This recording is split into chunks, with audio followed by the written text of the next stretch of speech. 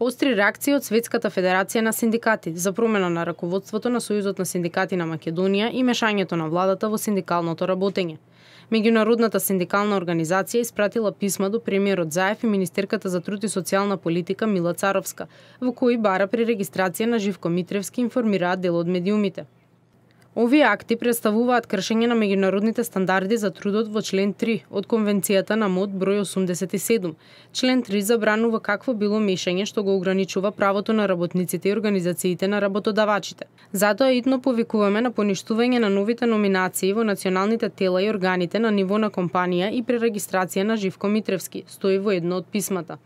Скандалозно е мешањето на владата во синдикалното организирање во Република Македонија, при што без никаков конгрес и легални избори со само еден лист кој е фалцификуван ја верификуваа незаконската промена на досегашниот председател на ССМ Живко Митревски, стои во писмата.